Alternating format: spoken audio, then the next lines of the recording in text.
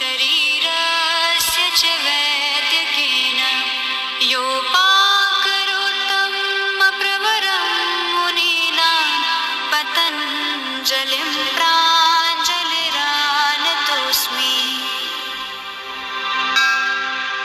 योगेन चित्तस्य पदे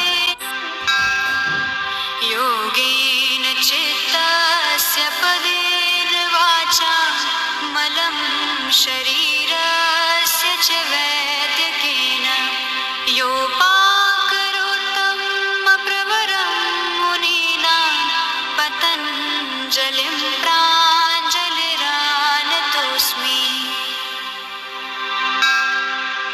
योगेन चित्तस्य पदे योगेन चित्तस्य पदेन वाचा मलं शरीरस्य च